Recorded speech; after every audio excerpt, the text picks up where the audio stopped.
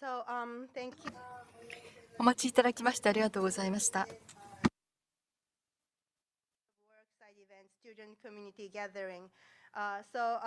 Many of you know that here in the GPAI, there's a working group called the Future of Work. And in this working group, many of the students is being involved.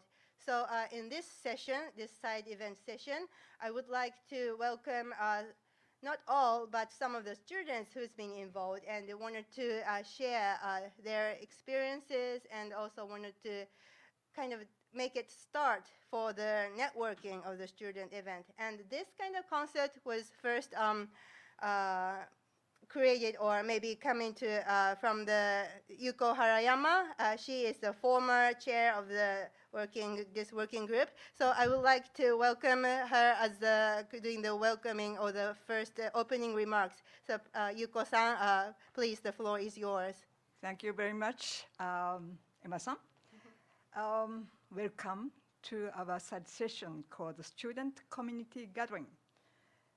You are attending this meeting because you are expecting something. And you should say, what is student community and why gathering? So I will try to explain to you at the beginning short history of student community within the working group. So it started in 2020, the beginning of Future of Work working groups. And the main issues we tried to tackle at the working group was really to start with a reality check, what's happening with the AI and applied in the reality. And we wanted to see what's happening at the company level. And then we see it's made a huge potential to improve efficiency, productivity, so many things, potentials, but at the same time affecting deeply workers and the working environment, working practices. So we first tentative of collecting use cases by survey and the questionnaire, so gathering data. But at the second step, to move one step further within this journey, we said we have to take a deep dive into the companies by interviewing companies. And we wonder who will be interviewing these companies. You can ask consulting companies or sending experts. But instead of traditional way to do that, we are thinking about students. So students may go to interview companies. It was our first idea. So Jan Ferguson presents online today from France. He prepared the first generation student from Europe. And Aisama-san and myself for the second generation, and this year, third generation from Japan. So why mobilizing students? We have present here students online equally. So we are talking about the future of work. For today's students, the future is their concern. Because today, students not yet on the labor market, in the future, they'll be on the labor market. And they should be in a position to understand what's happening with the AI on the workplace today, to be engaged, to design the future of work, to have ownership of their future. So why we asked students to be on board with this enterprise. We started with that experimentally with young person to send some students to company to interviews and getting information from that. We gather all the informations. It was the first reports and then second year reports. But not staying with this stage, we try to expand the fields of action by students, not only interviewing for AI companies, but to operationalize the Living Lab project we have kicked off last year, led by Uday Desai, present here, thanks again. Students from India and France. They were instrumental to develop a mini Living Lab project. So today, we are deploying students for that, but also constituting student community by communities. From its inception of this idea of students sending to send students, we have emphasis on the notion of community at the national level, but at global level. We have today students from Japan, online from Europe, and also from India. So all gathering. So connecting students, networking students, its underlying ideas. And today, we are very happy to have gathering students in person and online for the first time. So it's our first meeting acting as a community of students. So the floor is yours. So I'm happy to have all these students presenting their experiences and what we can learn from. Personally, of course, they have learned lots, but we, as the background supervisors, we learn a lot from students. So thanks to you, and I give the floor to you and for students. Thank you very much.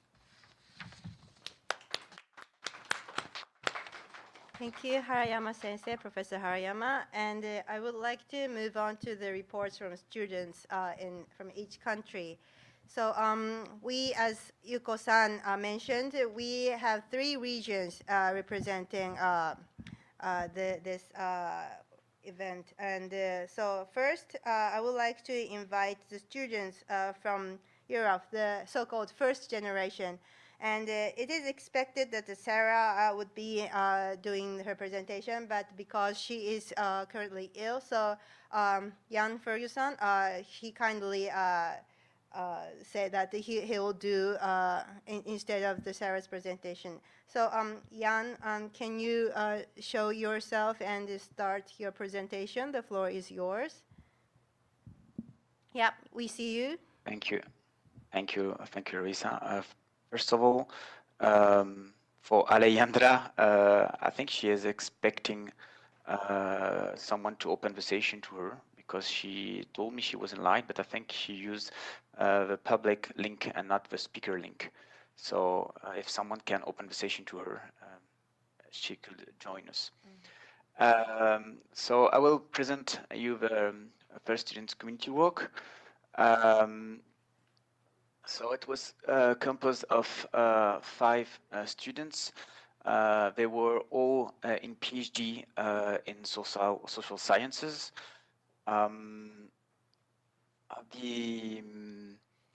It was composed of Alejandra Orias, who was expected to enter.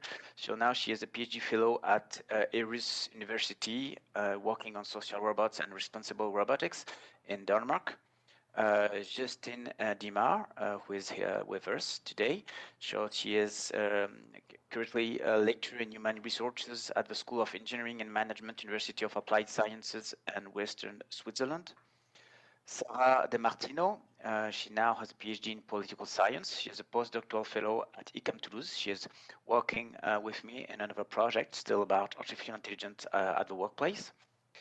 Anne-Charlotte Marielle from France is a PhD student in sociology at Toulouse-Jean Jaurès University. And Louison Carouet, PhD student in sociology at Sciences Po Paris. The principle of this community is that they will all have the mastery of social science method, knowledge of AI and work transformations. The challenge we proposed to them was to make 3 interviews each in 2 months. So it was very challenging. They had also to consider the survey launched by OECD to avoid overlap, because at the same time, OECD was the secretary of GPAI, started its own survey, so we have to cooperate with them in order to be sure that we do not overlap. And the 2 coaches were John Edborn from Canada and me. They were able to do 30 use cases in 7 countries, and that was for the presentation. So this is a quick overview of what they did. First of all, the distribution of a use case with beyond all the countries.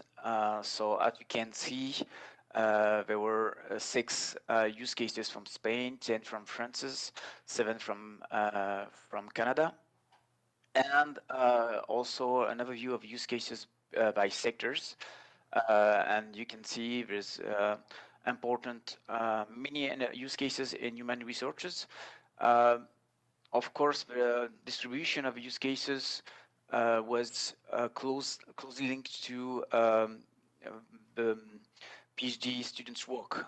For instance, Justin Dima was she was finishing her PhD thesis about artificial intelligence and human resources, so she was able to find many use cases around this subject. So after the use case interview, when we receive use case interviews, we organize a workshop and we ask them to make a link between their use cases and the OECD principles.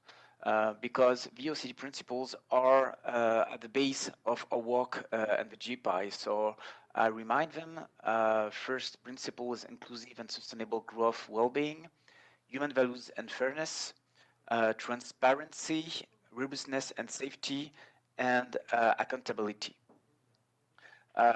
So they had to make link if it was possible. Of course, they don't have to invent the link, but between the OECD principles and some dimension of the questionnaire. As you all know, for the students community, we have 5 main pillars in the questionnaire: design process, employees, personal data, ethical factors, impact assessment, and implementation. And during this workshop, we also asked them to highlight a use case. What means highlight? I consider that this application deserves to be promoted to the leaders of a GPAI because it concentrates qualities that go in the direction of a responsible AI at work. And we ask them to listen to their heart. So this is a quick presentation of every use case that was connected to the OECD principles. So as you can see, there's 1 from Italy, 5 from France. I'll give you a few seconds if you want to read quickly the principle of AI system we decided to highlight.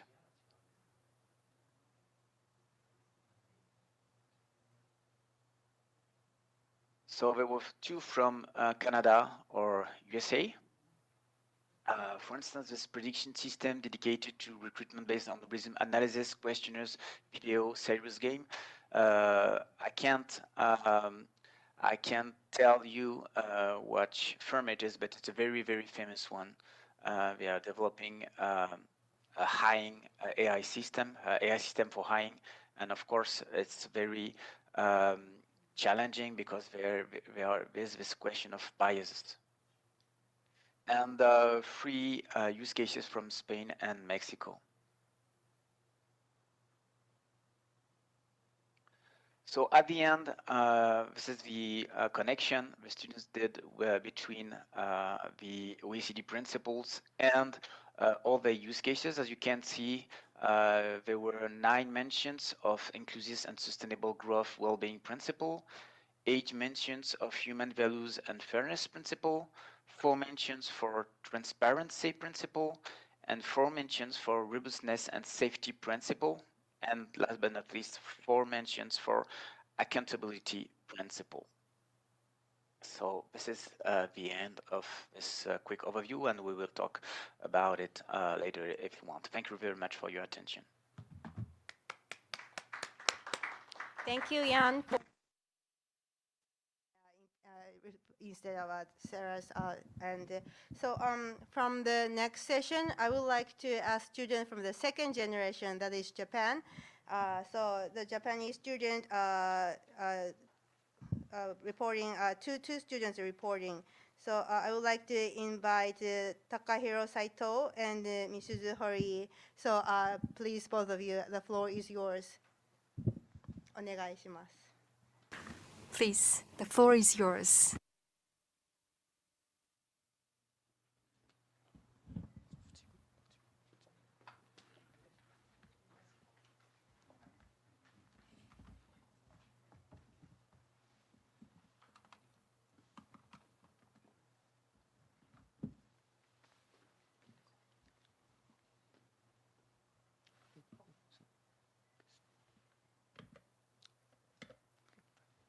Hi. Hello everyone. I'm Takahiro Saito and Misuzu Hori. we are from Dosha University in Kyoto, Japan. At first, I introduce Japan team to all of you. Please look at this slide. Format 2020-2021 co-chair the GPAI's The Future Work, Yuko Harayama, is the top of our Japan team, as shown in this slide. Each slide conducts various surveys now. At the university, we are studying social studies, and the professor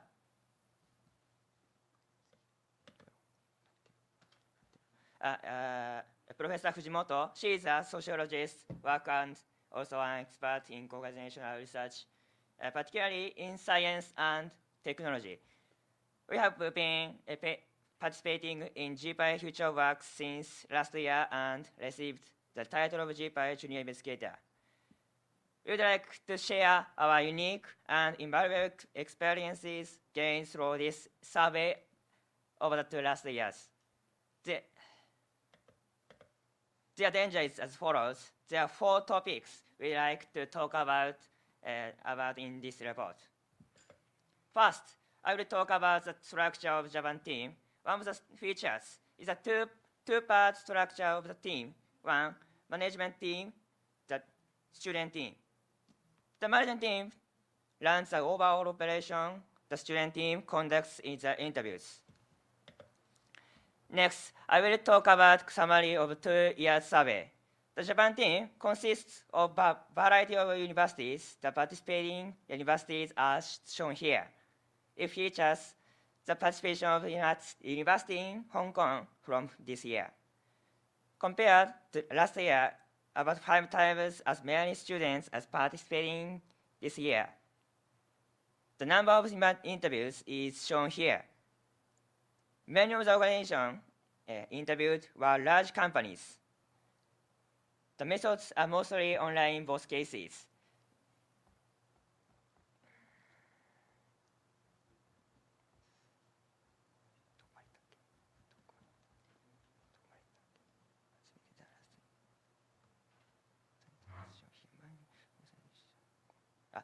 The methods are mostly online in both cases.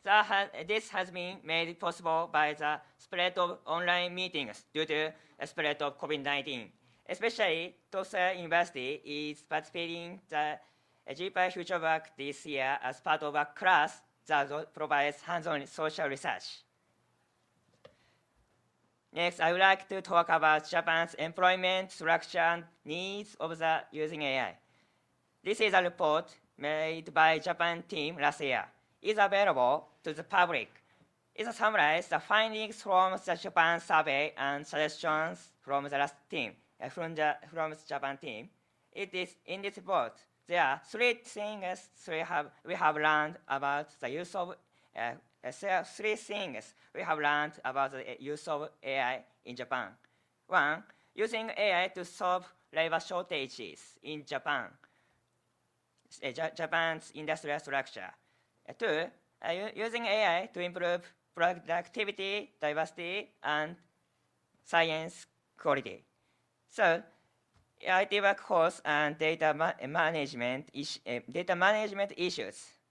This is a characteristic of Japan's industrial structure. Based on this information in mind, I would like to share our impressions of our 2-year survey. There are 3 points about our impressions. First, I will discuss what we learned from the student-driven survey. Most of participating students from Japan are undergraduate, with few opportunities in students' life to interact with working people. We interviewed working people for an hour. It gave us a lot of confidence. Not only interviewing, but also making interview appointments gave us opportunities to involve in interaction with working adults. From this year, students made interview appointments with companies. I learned how to cooperate with people in working. The second point is a story that struck me during the interview.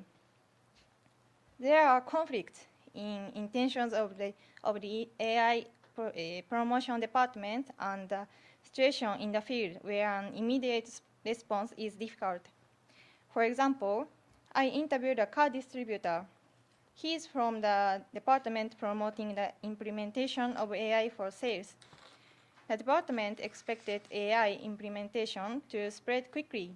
However, it turned out that the frontline workers had a hard time during the initial system setup. This revealed that the frontline workers had the expert knowledge about cars, but low AI operation literacy. Where they work was an occupational workplace with people from a variety of educational backgrounds. The department probably did not assume that there were differences in IT literacy or information literacy other than car expertise. In addition, we know that there are regional disparities in education. The impacts of its disparity needs to be considered. Another interview was with a construction worker. He is from a department that is promoting the introduction of AI in tunneling. From our interview with him, he also has a problem. The AI promotion division was considered that a lack of successors would prevent technology succession. On the other hand, many people in the field consider the high volume of daily work more important than the future succession of technology. As a result, many people were reluctant to introduce AI. There is a lot of literature on skepticism about AI. However, the stories of companies trying to make AI useful in the succession shortage were discoveries for us. Based on these two cases, I felt two things were needed to eliminate the gap in AI acceptance in the workplace. First, educate the workforce on literacy and improve the environment in the workplace. And second, reconcile industry and company issues with the workplace. The third impression is about working with AI. Before the interviews, we had expected that people on site would be worried that AI would replace human jobs. We interviewed 3 organizations. For example, a professional field in the nursing care sector, the child welfare department of a local government agency, and the structural design department of a construction company. Some of these include the introduction of AI into the work, drawing from a quantity of information and precedents that could not be captured by one person. After the interview, in those working places, it was seen as working with people or treated like a bag of wisdom or just one of the tools. However, we must understand that AI is still incomplete.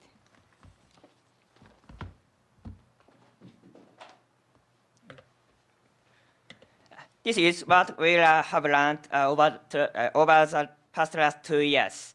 It has been a very invaluable experience for us to participate in this opportunity. We could share information with everyone around the world. There was much support from companies and the cooperated in the survey, and GPAI Future of Work Japan office will thanks them. we are able to study the current status of AI introduction to the working place. We would like to take this opportunity to express our gratitude. Thank you very much for your kind attention. Thank you, Saito-san and Hori-san. And I'm really surprised that this is kind of like a first kind of international debut of their presentation. So thank you very much. So the third presenter is from the Indian team, and I would like to introduce Mudia Dubai and Akira Krishnan. Sorry if I'm pronouncing in the right way. So thank you both. So the floor is yours. Can you start your presentation? Thank you. I see your screen.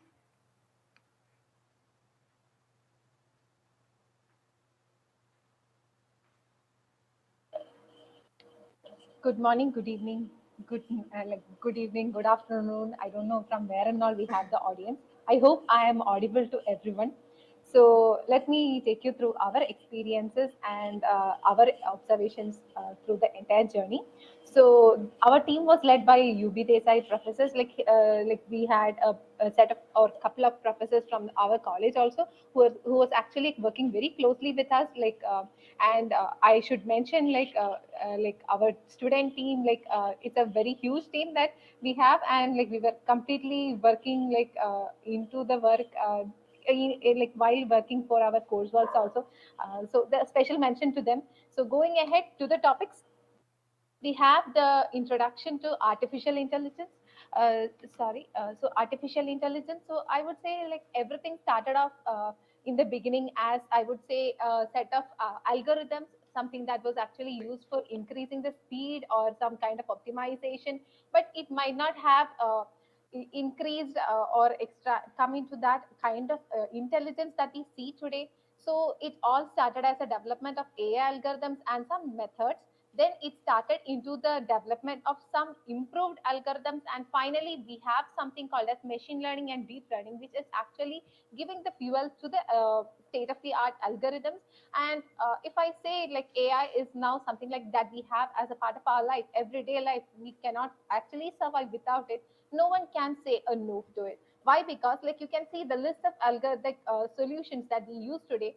On the right side, the virtual assistants like Siri, Alexa, like something like a media or e-commerce, deep fake videos. I hope you might have seen the deep fake videos from the um, where the many fake videos were generated where the person might have not even done such a speech at all, especially if you remember one that for the Obama and all. So that was like very pretty, I would say like very famous about it. Now coming into the GPA as an organization, the organization was formed in the in month of June 2020 with a set of experts from different sectors like civil, industry, science. It's not just limited to the persons from the AI background. So that is the main advantage that I saw or we saw as a group of students from India. Why? Because like they are trying to minimize the gap between the theory and practice to ensure that what we do in papers are coming to some or the other kind of help to the people in the common life. And today like we know like these are the major themes that the working group is focusing on, that is responsible AI, like data governance, future of work and innovations, commercialization. So through that like they are trying to find like where and all it can be actually implemented and where to what extent it can be made fruitful so that like it can be helpful to the common people. So all the activities that we also did, we ensure that like we are ensuring that we are not limiting it to a set of people. We are trying to include more kind of people or audience to the society. It's not just limited to the people who know AI.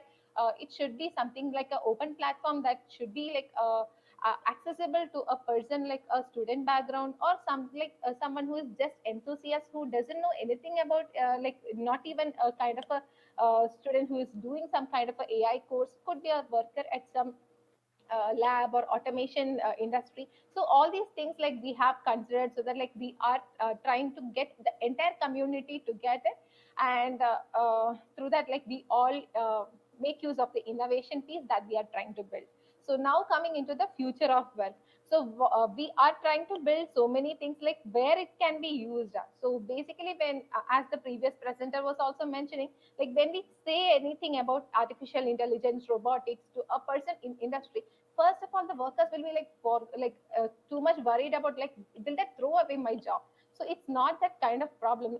It is actually trying to help you. It might reduce the number of workforce, but still it will help you get a better experience, a safer experience, as well as a higher pay. Because like this is like higher pay, why I say, because like through the Forbes report that came out in 2022, like they are saying that the AI have the potential of giving more results in a lesser time with more data.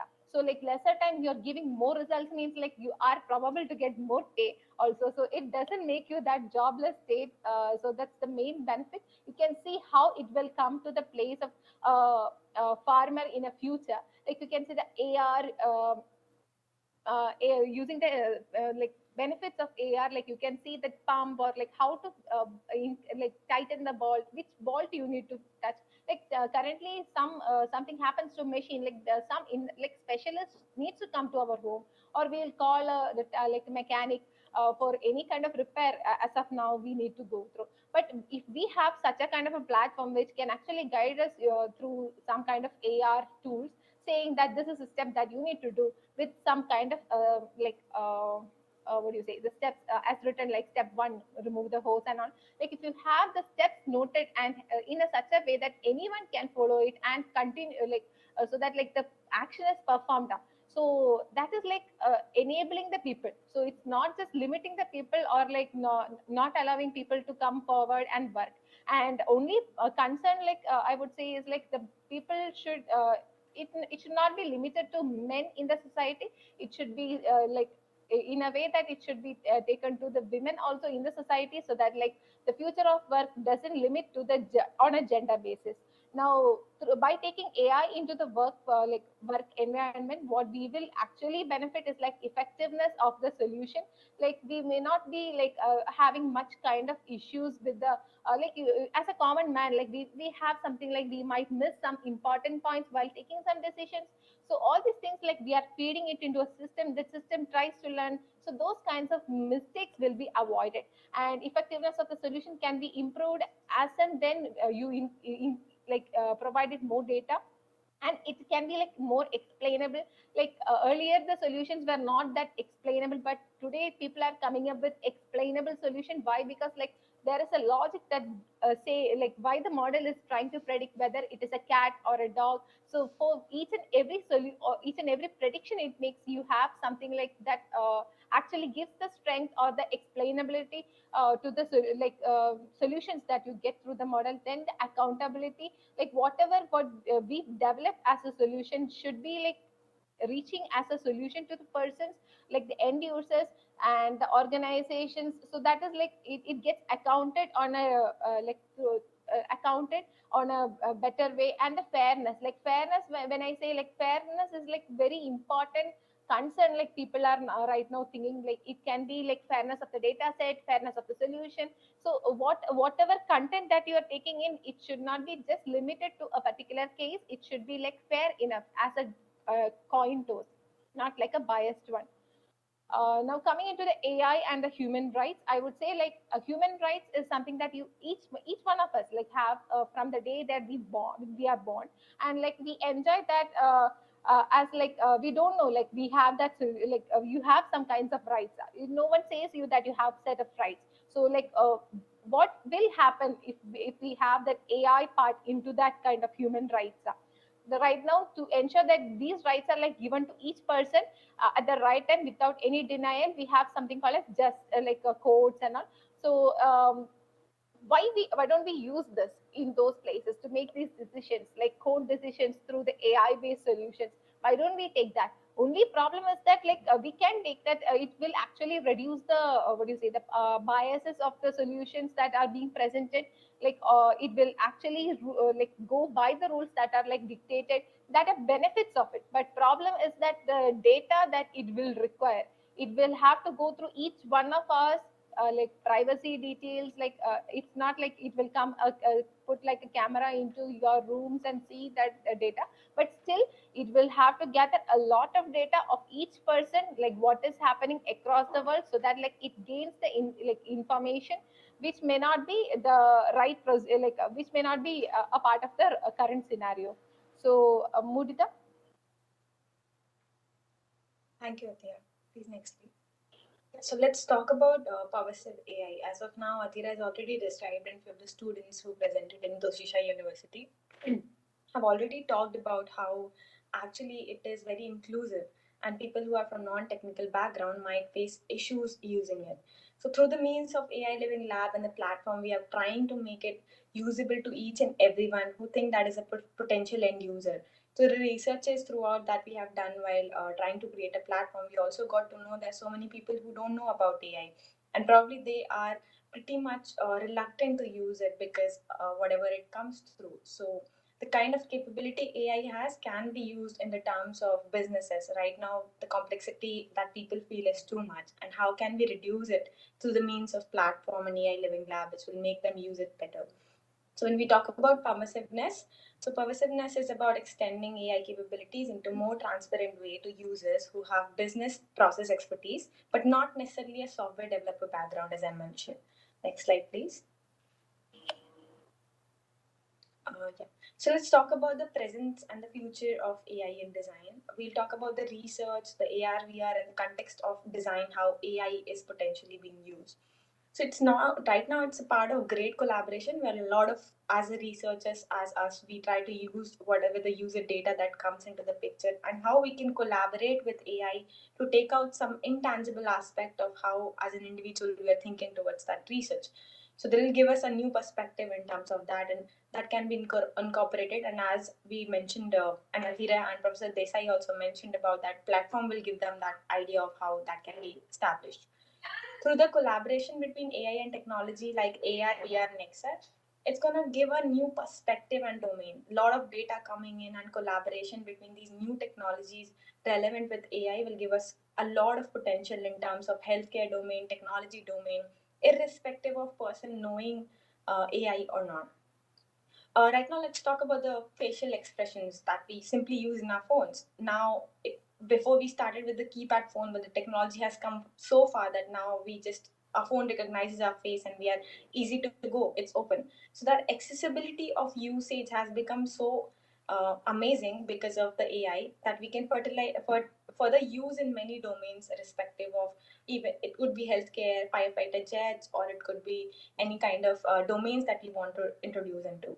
Now, coupling AI with voice is something really great we are seeing right now. Athira has already mentioned about Alexa, AI, Siri.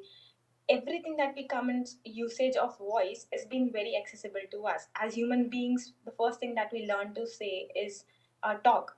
So when we use voice and collaborate with AI, it is exactly so feasible and accessible to all of us. Either somebody from a very small town can access it, and somebody who is very technology efficient or has a smart home can also use it.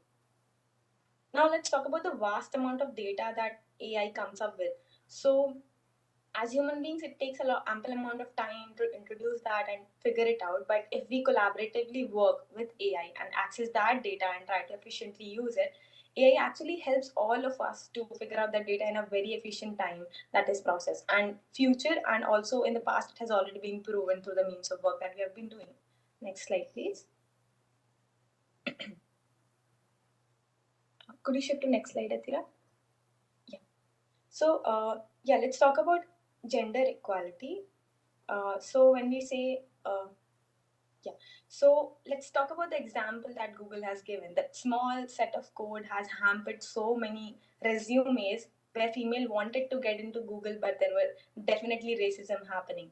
So how we trace all these factors, we really need to look at the ethics that comes up with this artificial intelligence as valuable designers, researchers, and technology efficient people. We really need to keep up the mark of ethics that are coming, what we are trying to go ahead with. Also, take ethics along with that is for.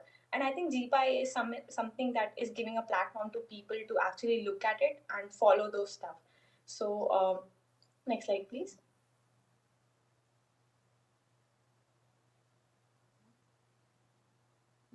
So let's talk about the challenges that comes with AI as of now. So as we all know that AI use a lot of data, a lot of computing, a lot of memory, which is hard to actually compute all together and come up with where how we can make it efficient. Now, keeping up with all that learning, deep learning phases and stepping stones into artificial intelligence, how can we actually complete the demand of AI that requires so much of data? We really need to think about it. And throughout we were working in this project, we realized these are some very important factors in AI that we need to take an account of. There's also a trust deficit. When we talk about AI, a lot of questions come along how Facebook was questioned, how Alexa has still been questioned, and a lot of AI gadgets that are being questioned about how our privacy is being hindered. So, how we can create a trust factor between that product also as an AI altogether, believing that we follow the ethics. So, how can we actually build a trust factor within the community? There's also limited knowledge, as we all know that AI develops on the basis of the data that we provide. So it eats up all the data and then it accumulates and try to provide with the kind of facts that are being generated. So how can we provide the potential knowledge to it? How can we like make better algorithms? How can we constrain more things that with the less amount of data that's being fed can come up with better efficient solutions? Next, please. Data privacy and security, as we asked, right now in the today's world, we all are very much into our privacies, and we really don't want to hinder it. But something, as Atira mentioned, AI requires a lot of input from a user to build upon it. So how we drive a line between where I'm hindering a privacy and I'm not, how much a user wants to give up their data and how much they want to save it. Where do we drive the line? So we need to come up with solutions where we actually keep up those lines, where we are trying to provide it through the sense of the meaning of platform and AI Living Lab. The bias problem, as I mentioned about the Google resume shortlisting, that was a case back in 2018. So how these things hamper a lot and builds up trust issues. How can we sort all those biases problem? Right now in the world also we see a lot of news which are relevant to the bias problems, the femininity, gender equality. How can we reduce all those bias factors throughout with the means of this AI generation? So these are some challenges that we have figured out throughout this journey. So here I end up my presentation, but I would really like to thank as a team from IIT Hyderabad and given us the opportunity from Professor Desai and GPAI community all together. Through these months, we have learned a lot about AI as designer, researchers, or technology enthusiasts. So thank you for giving us this opportunity and hoping to meet you someday and collaboratively work together. Thank you. If you have any questions, maybe we can take it further. So thank you, Medea and Akita. This is three regions presentation, the regional reports from the students. It's really impressive to see that those students actually get involved and actively asking questions and taking notes and writing reports. And that, I think, this energy is really important to consider the actual future of the work. So I would like to move on next to the panel session. So some of them are from the presentation, but also there's another new people joining from this panel session. So from the Japanese side, from the European team, unfortunately Sarah couldn't get this time, but Algendra or the Justin will be joining as an European team. And also from the Japan team, Nao-san, Naoshino, and Hayuri from the Hong Kong University. Nao-san is from Tohoku University, and also Yuko Kamakura from Doshisha University will join. And from the Indian team, Mudita, she is from the presentation session, and also Uday, and also Pranay Kumar Reddy, and Uday Kiran Reddy, all from the Indian Institute of Technology, Hyderabad. Sorry, my pronunciation is not good. It's really difficult. It's an international discussion or the presenter. So Shino-san and Kamakura-san, please be seated. So the two of the Japanese panelists are from the local, and the other people are joining from the remote. And hopefully we can see all the people's face in the screen.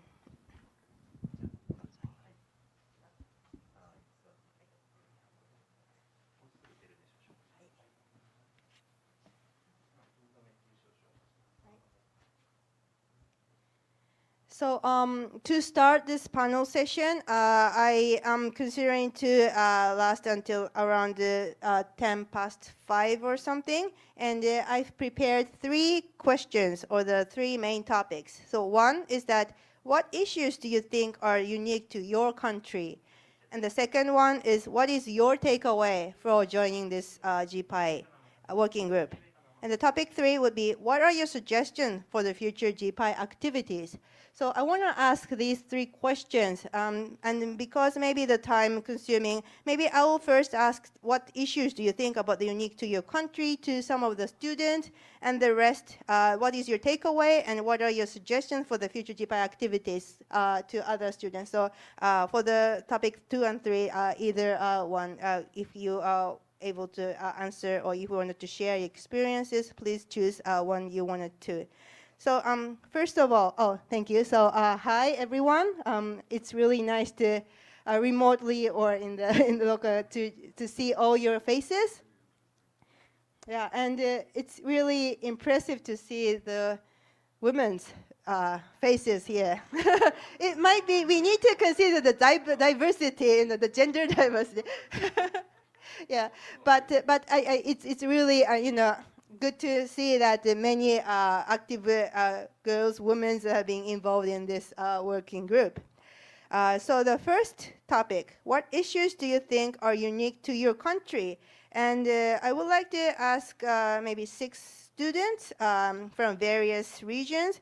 So maybe starting from the European team. So Alexandra and Justin, I think you are based in the Jans team in Europe, but you also are from your background will be very diverse. So maybe starting from Alexandra, can you tell your story? What do you think are unique to your country or the area or the companies that you conducted the interview? Sure. Can you hear me well? Yes. Perfect. Well, hi everyone. I'm very happy to be here sharing with you. Well, for my country, well, I had the opportunity to interview companies both in Mexico and in Spain. And I think in Mexico, it was definitely issues related to regulation because I think the common understanding is that in Mexico, they will do what other countries are doing.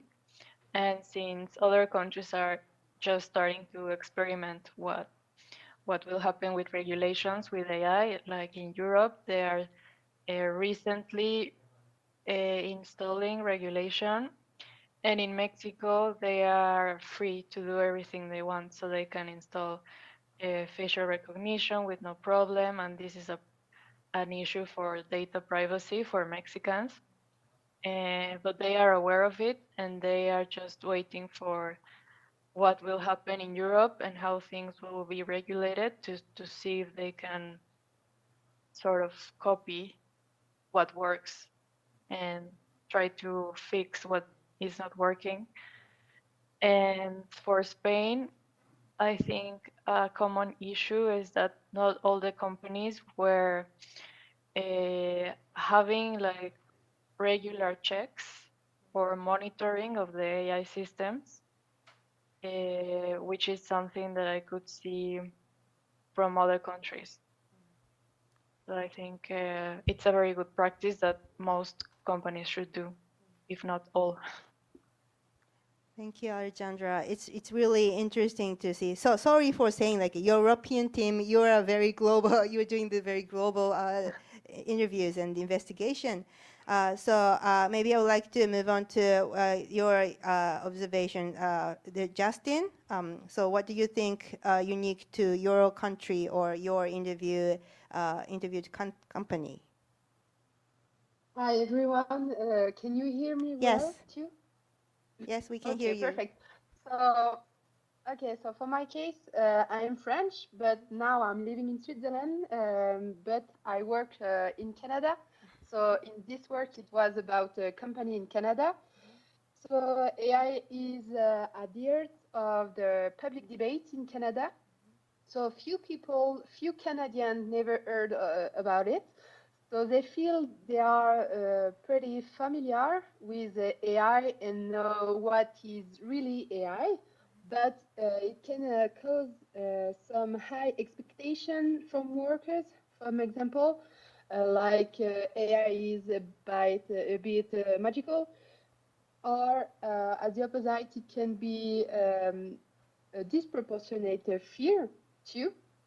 And on the side of the organization, the specific context of Canada is that it's a country in which the development of AI is very fast, thanks to the important investments. But the human aspect is not always considered at the beginning, and it's only studied in case of problems like resistance from employees to use AI. I think it's a huge issue that is unique from this country. Thank you, Justin, on sharing not the Europe at all, the Canadian case. So very international and global. So I would like to move on to Japanese team. So now Shino-san, could you tell us what do you think the unique to here in Japan? Okay, so the organizations I investigated was not like, I could not find the unique issues in Japan because they're doing really well. So I just talk about the general problems, but like there's a lot of tendencies that Japanese have, which is protecting, like making the delay in the introduction of the AI, and in other perspective, like protecting the Japanese employees from the drastical or radical or critical changes. And I want to pick up the one tendency that we have is we put a lot of emphasis on the craftsmanship. So like we consider that the effort, the higher requirement for the effort is really important, and making it easy and making it possible for everyone is not important. So this is the one tendency that is making the delay in the AI technology in Japan, I think. Thank you very much. And I would like to also ask Yuko Kamakura for what do you think about the unique in Japan? I think Japan has a problem that a gap between those who can benefit from the digitalization and AI and those who cannot.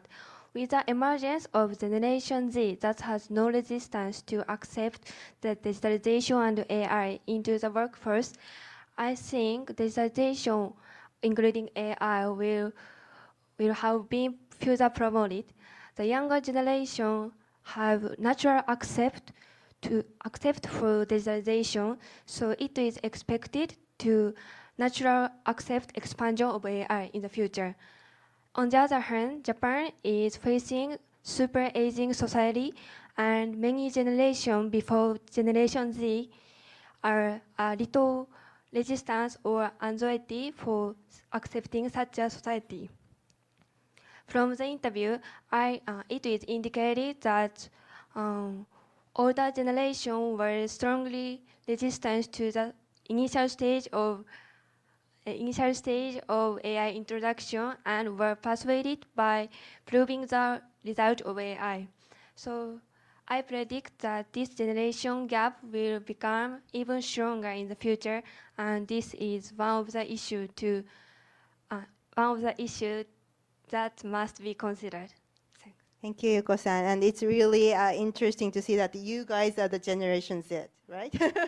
So that people are doing interview to the, matured generation. And I think those kind of the interaction is also really important thing, the outcome of the interview of this initiative. So thank you both. And even though the next person is under the Japanese team, I would like to introduce Hayu Lee from the Hong Kong University of Science and Technology. And this is also another kind of attempt from this year. So we are inviting the Hong Kong University because the professor at the Hong Kong University is also the friends of the Yuko-san, and it's really interesting to have some kind of Asian perspective. So Lee-san, can you tell us what's the unique to your country or your interviewed company? Okay, thank you everyone. It's my great honor to attend this meeting, and I'm quite happy to be representative of 7 of us from the Hong Kong University of Science and Technology. And since we focused the research on the mainland and Hong Kong area, so I would like, I think most of the perspectives are all presented by the previous presenters. So I just want to share some maybe unique information in the greater China area. And I think the first one is that China really needs AI's power to help achieve the sustainable society, because in the energy area, actually it will have a plan to double its power generation in the 5 years. So, but these power plants are almost in the remote places where the young generation don't want to work there. So it really requires AI and robots to help see the operation. And the second is that the government fund is quite critical for AI startups. We from some founders, we could definitely found out that the government helped them in, for example, the free office space, or organize the pitch event to help them get clients, or purchase their product directly, which actually, especially for the environmental solutions, it is very important for them to go to the market. And the third one is about the data accessibility. As you might know that actually now, especially environmental data is considered as national security data. So, and it is owned by state-owned companies or the government. So if you don't have a trust cooperate relationship with these companies or governments, you might not be easy to obtain the information or data. And especially for the multinational companies, it is hard for them to transfer data cross-border. Yes. So, but I also get some new findings which might be different from our common sense. Is that, for example, the engineers will say that actually the AI algorithm or data privacy is not that significant in the environmental solutions, because they are using open source, and also the AI algorithm is detecting the environmental things that not directly related to personal data. So, I found it is quite interesting. And the final one I would like to say that we also found some new social problems caused by AI. For example, the waste pickers will damage the lockup smart waste recycling equipment, because the new equipment make them cannot pick up anymore. But they are not going to be accountable because they are also vulnerable. So, which requires us to make a more comprehensive assessment to the total social benefits.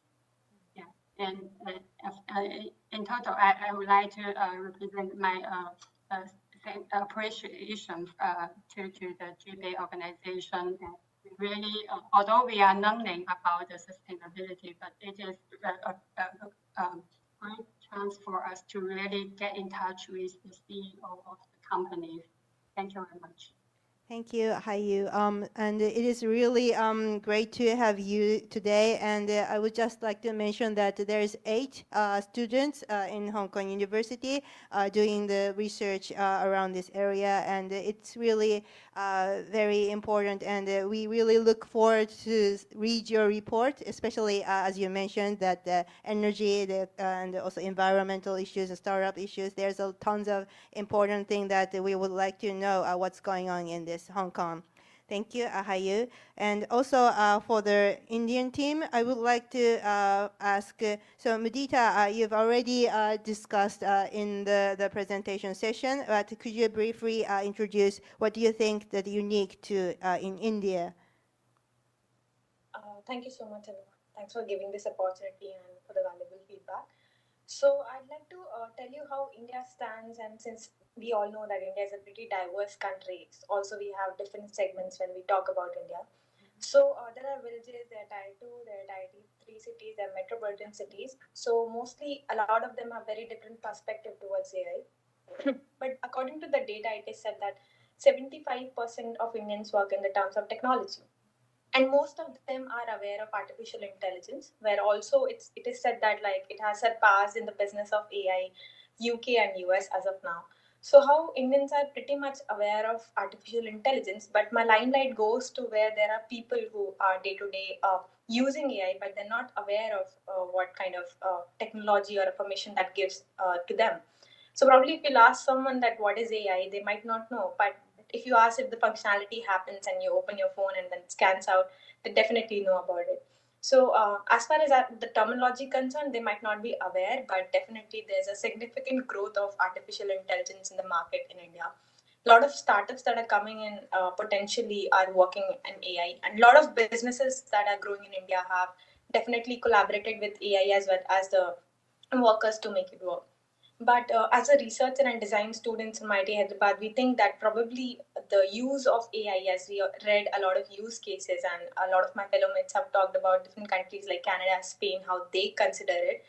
We definitely feel there's a lot of potential in terms of creating use cases in India, in terms of ground level, in terms of villages, small segment workers, definitely moreover in the middle segment workers for women as well, and technology and teaching them how the world is curating.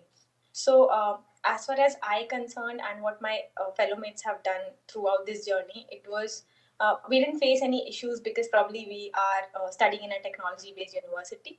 But the research is definitely say that we still need to communicate to the people how much of privacy data and the kind of inputs that they are giving in terms of means of AI.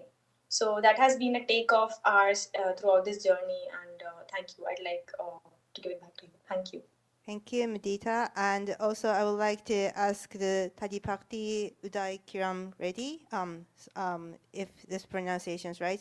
Could you tell us what do you think unique to India, or maybe unique to what you found during doing your research? Yeah, first of all, I would like to thank the GPAI community for giving me the opportunity to be in this panel session. What I think is unique to India is, as Muita mentioned, India is a very diverse country and also one of the most populated country. And if at all government want to use AI to actually find special people to give some schemes, doing it on an individual basis is really tough in India. So that's where AI comes into picture. But however, AI really lacks explainability, and also Indians are directly or indirectly working on these AI algorithms even in the leading firms. So I feel that India lacks in the regulations in the areas of AI, ML, and data, whereas some of the other countries like US and some other countries in Europe, they do have regulations on them. So what I think is that India should actually work on coming up a set of regulations on how these AI algorithms should work, and other such methodologies. Thank you very much. Also, I would like to ask the last the panelist from the Indian team, L. Pranay Kumar Reddy. I think you're there, and is it possible for you to show your face? Yeah, so I'm having some problem with my Okay. browser. Is it okay if I Yeah, just yeah, join yeah. with Uday's camera? Okay, yeah.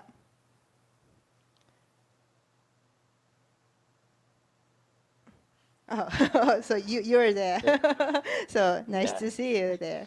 Okay. Yeah. El Prane, is it the right pronunciation? So what do you Yes, it's think correct. that the unique in India? Um, so just to add on few points to what my teammate said, India is again very huge, and the term AI specifically has been used in many of the places. Actually, few of the places where AI is not even used, even people like my parents who have no technical background at all, or any relation with any tech, even they have heard the term AI many times. Many of the people don't know how AI works. They just go blindly. Like even refrigerators nowadays comes up with saying we are using AI to give a better performance to our refrigerators. In a way to say that many people over here who are not in tech background, they don't have a clear idea of what is happening, and even the advertisers or anyways just use AI as like a term for popularity. And yes, more regulations need to be brought in AI, and there should be more communities formed explaining what exactly is AI, as to people just know the term but not the meaning of it. Thank you very much. It's really Yeah. interesting to see, even though they're the same team, working closely under the Udai's team, it's really interesting to know that the viewpoints and also how broad is India is, and it's somehow similar thing can be said in Japan, Europe, but there's definitely the cultural differences. And I think this is the very important point, feedback to the GPAI as a whole. So thank you all for sharing what's the unique in your country or the place where you investigated. So I would like to move on to the next topic. So what is your takeaway, or what is your suggestion for the future GPAI activities? So I think maybe I would, if you wanted to say something about your takeaway, maybe just raise your hands, and if you wanted to say something, maybe that would be the good thing to know. If you have one, あります? You have? No? Oh, okay. Then Mudita. No, sorry. Yeah, Mudita. Yeah, thank you. So as you mentioned, what was my takeaway? Coming from a technology background and exploring a lot in AI, I also, through the means of GPAI, I got to know a lot about how different countries work, how different social aspect comes into picture when you work in a global team. So Professor Yan was there, his team was there, other people from the Japan and other professors who have given collaborative efforts in the work. I realized that it's never same. It's gonna be a potential work as we talk about the platform that Professor Desai talked about before.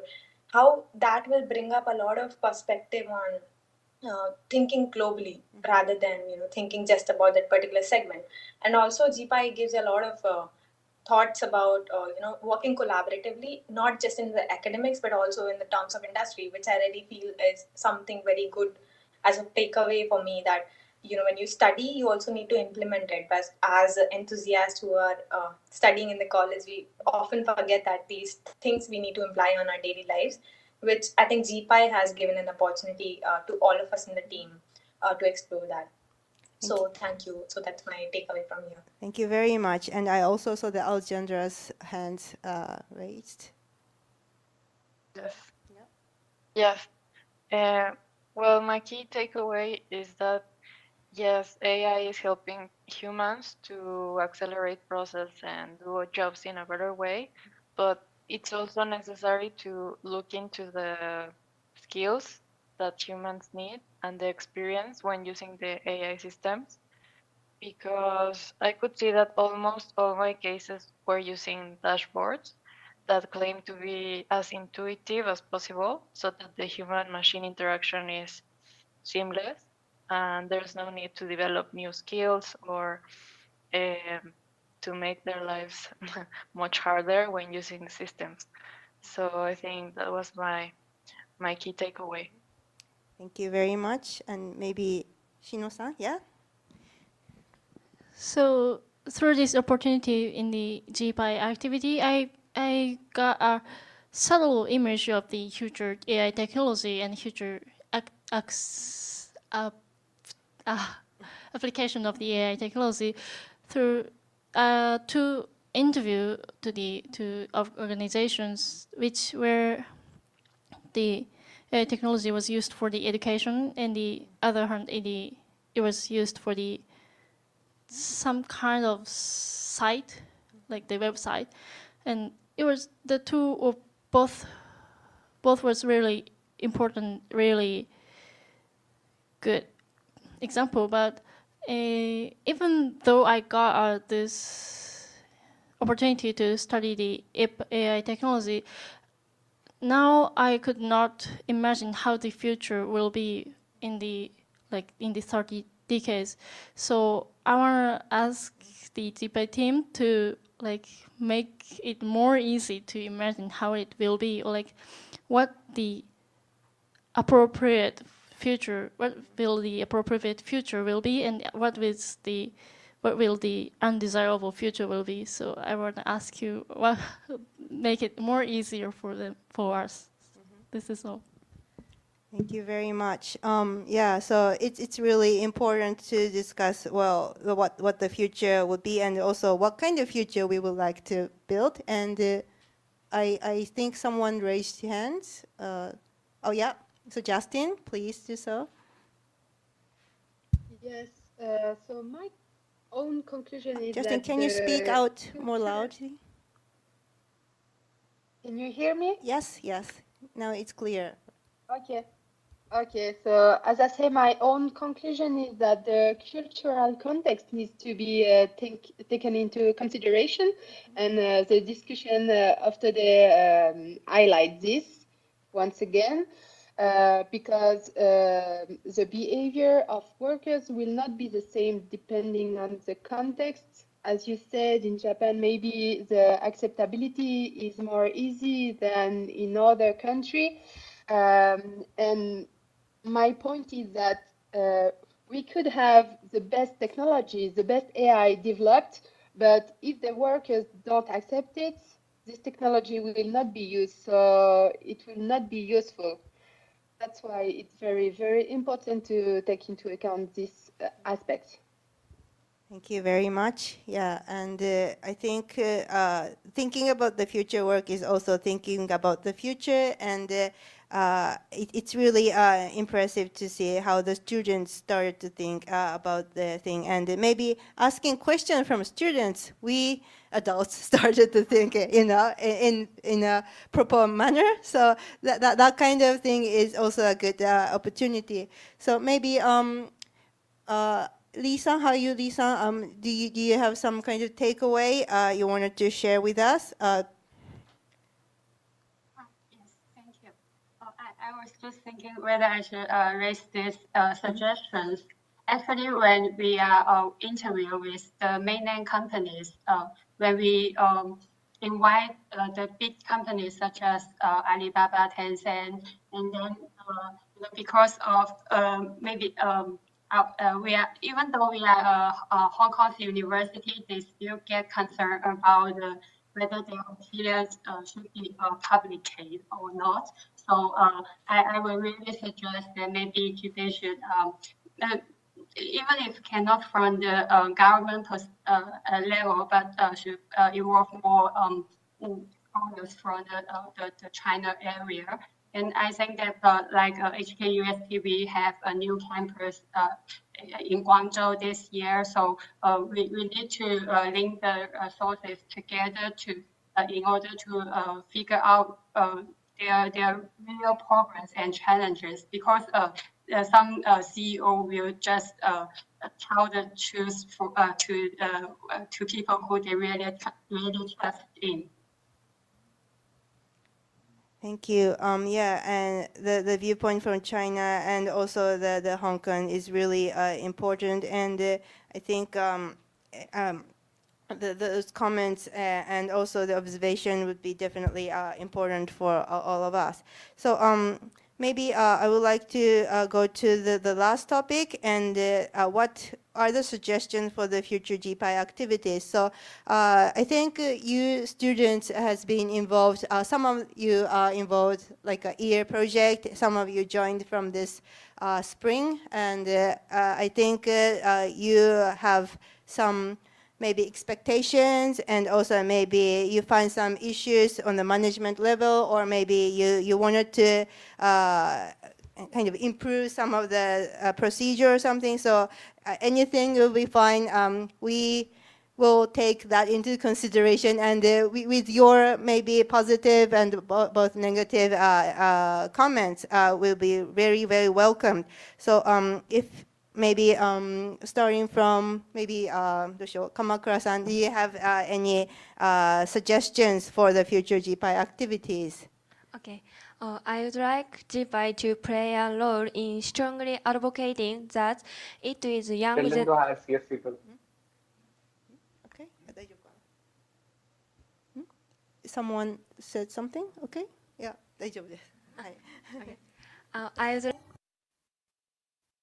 in strongly advocating that it is young generation who will be the ones to think about future of human work, and they young generation should not just accept the spread of AI and ride the wave of the times, but examine it from critical viewpoints. Also, as a global organization, GPAI is expected to play an active role as an infrastructure for sharing information, not only among countries, but also between advanced AI countries and developing countries. Thanks.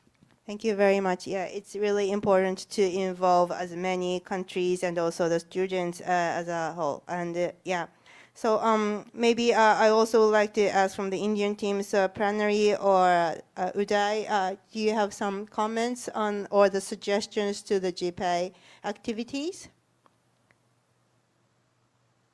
Maybe Uday, yeah. I was thinking that GPAI can actually work on creating a set of procedure on how to audit these AI-based algorithms which these companies are coming up, so that any individual can follow those set of protocols and just audit their algorithm, whether their algorithm is fair and serving a greater purpose or not. So I was thinking that GPAI could work on these lines. Thank you. And Pranay, do you also, maybe next to you, Uday, is there, if you have some suggestions or comments?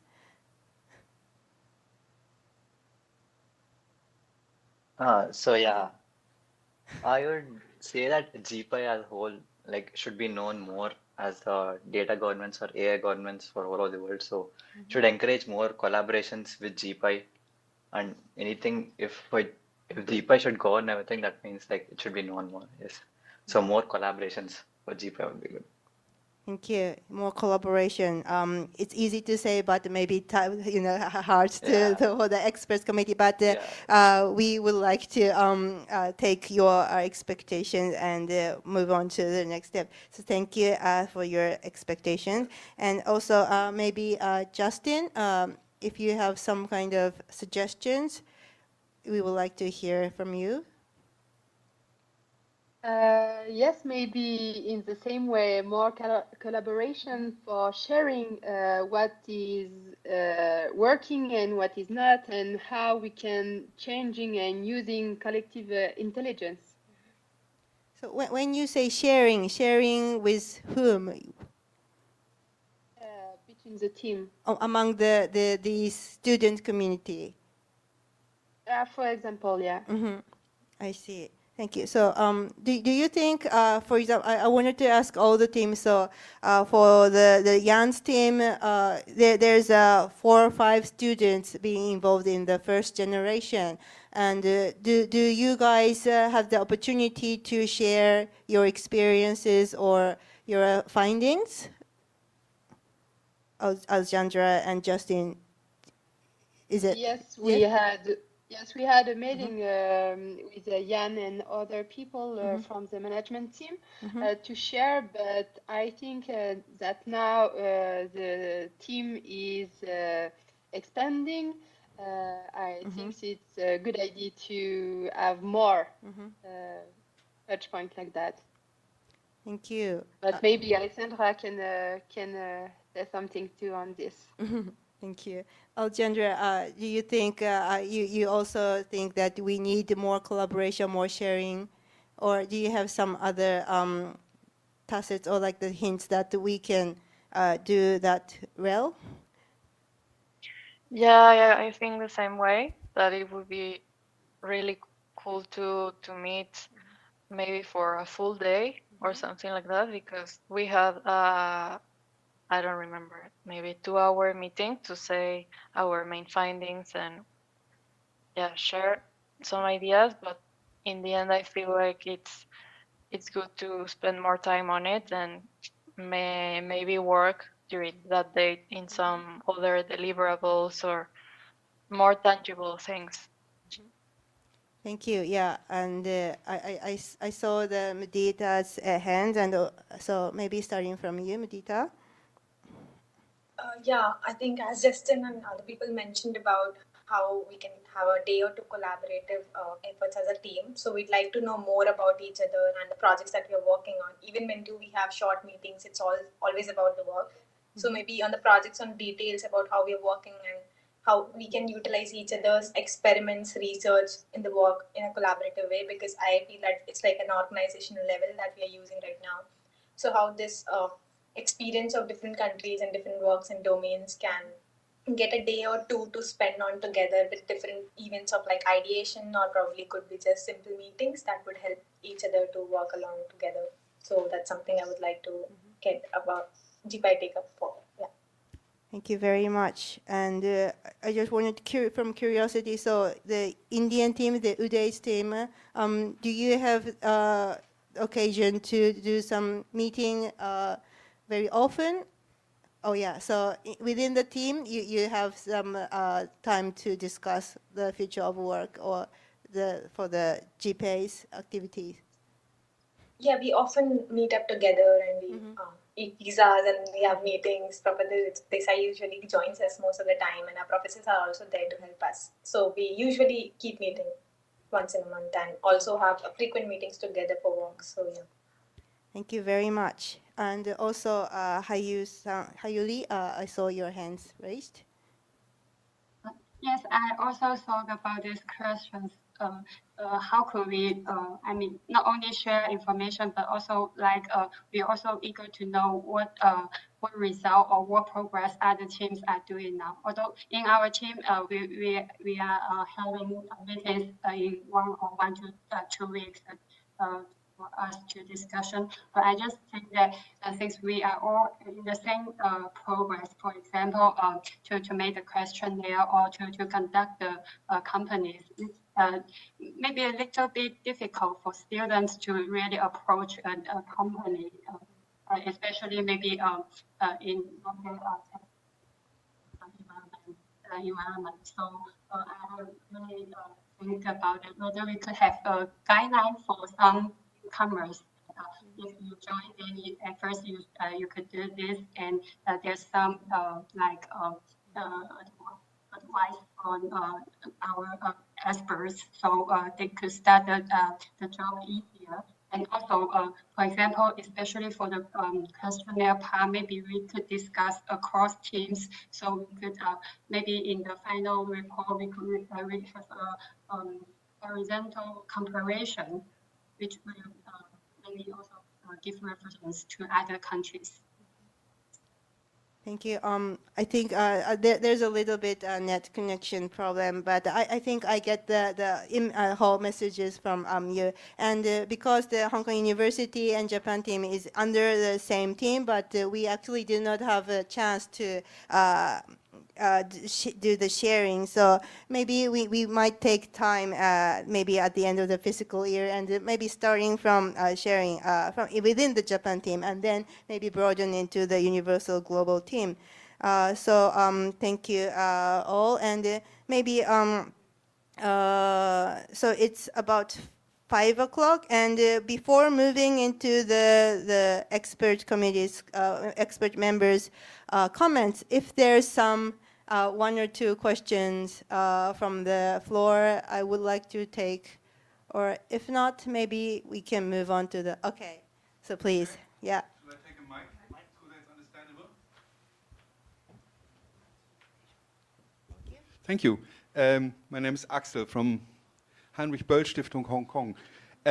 I just want to say that I enjoyed listening to the presentations very much, and I like the project and the diversity it showed, and the diversity of approaches and results. And I was just wondering, as we were sitting here, wouldn't it be possible to do a similar project, interviewing not companies, but actually policymakers who are dealing with the regulation of AI, because I think this is at the very heart of this GPAI process here. And it would be kind of the natural environment to do this. And actually here you would have also entry points, perhaps, to contact people and so on. So policymakers in the respective countries, asking them about how they imagine the future of AI and how it should be regulated and so on. Just an idea coming to my mind when I'm listening to this. So thank you very much for your work.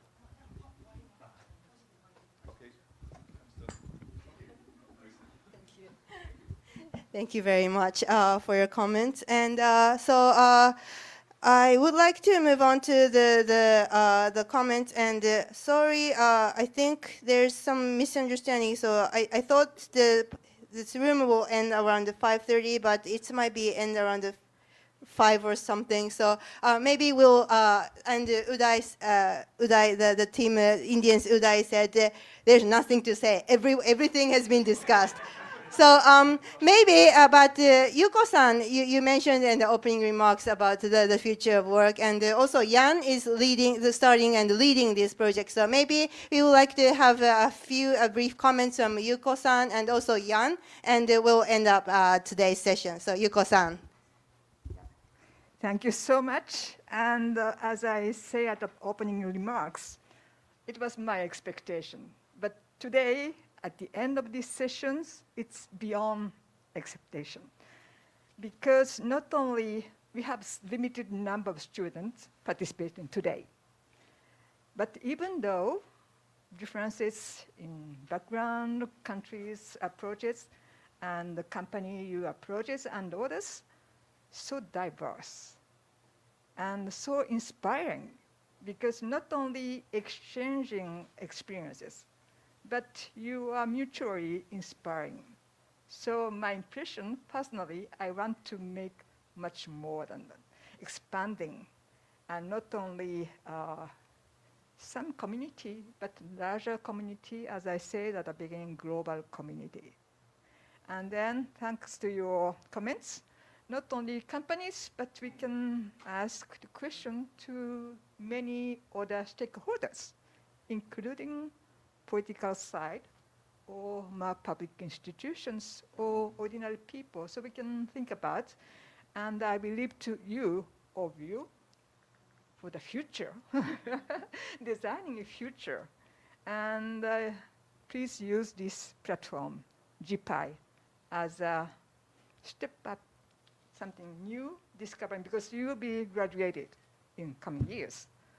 But even though your experience here is very useful, but take away with your experiences, but take the network today we have, and in the coming years we've been expanding students. So be a part of alumni, and then we will show that the future will be brilliant. Thanks so much. I will leave to Jan. Thank you, Yuko-san. And for the closing remarks, Jan, the floor is yours. Can you show up, and I would like to have your comments and probably future activities. Okay, thank you very much. Can you hear me? Yeah, I can hear you and see your face. Okay, super. First of all, I will say how much I am impressed by the discussion. in this kind of institution like the GPAI, of course, we produce reports and we produce original research, but this is not the original goal. The original goal is really what happened, what is just happening now, is having a global discussion altogether. And this is exactly what happened. And I would say I'm really impressed by how mature was the discussion.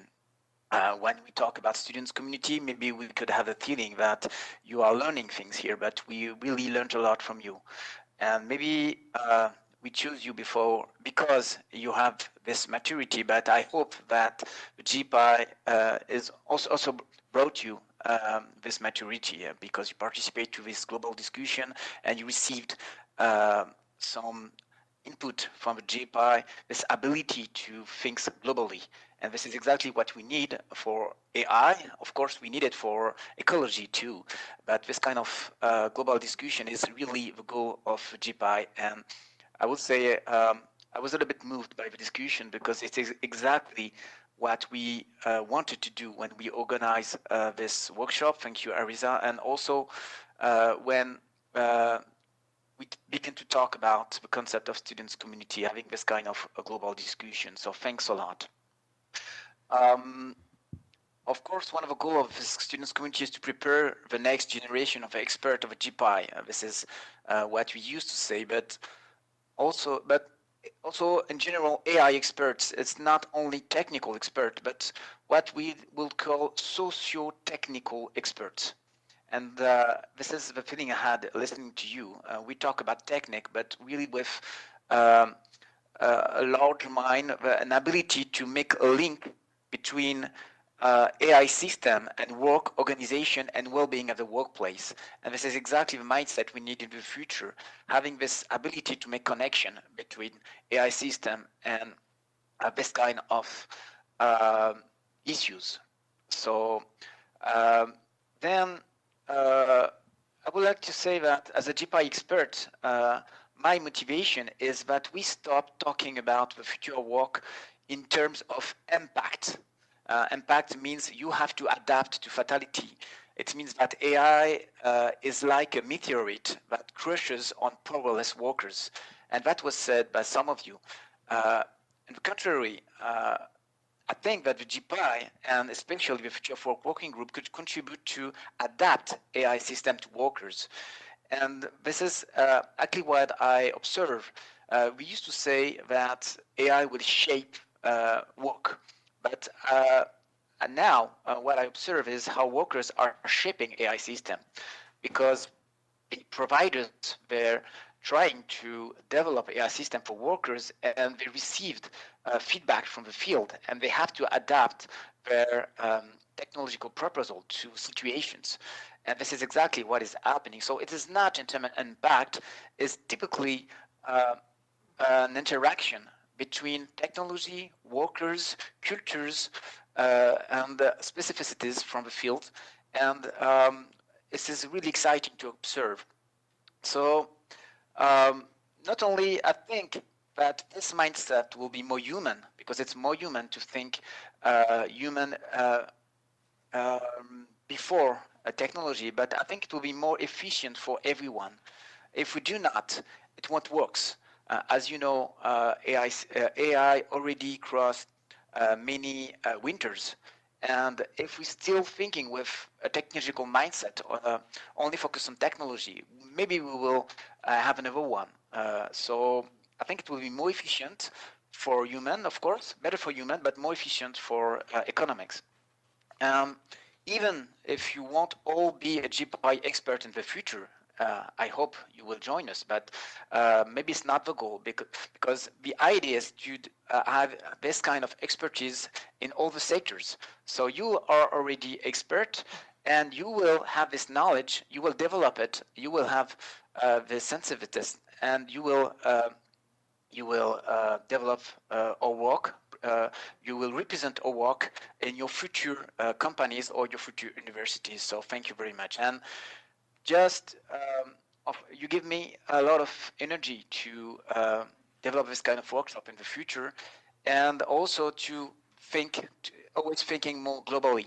And something we are working on, and this is really breaking new, and I hope you will participate to the development of this work. In the future, we are trying to make a connection between the AI observations platform and the Living Lab. And one of the connection we are trying to do is to develop a serious game. You know, a serious game that people will visit the Living Lab and they will play to a serious game, and we will collect some data about the answer from the participants. So this game we are developing, the name could be "What Could a Robot Do for You?" And you will have to answer to many situations connected to the sustainable goal development. And trying to make this connection, we will be able to identify specificities from cultures, meaning, okay, maybe in India you accept different things than we will do in France or in Japan. So this is typically the kind of produce of kind of project we would like to do in the future, and I hope you will participate to the development of this game. So thank you again for your participation. That was really inspiring, and I can't wait. We have a second workshop like this. Thank you very much. Thank you, Jan, and thank you for very nice closing remarks. And as Jan said, this is not the end. This is the start of the discussion. And I also would like to ask, so let's give one last round of applause to all the experts, the students. Thank you very much.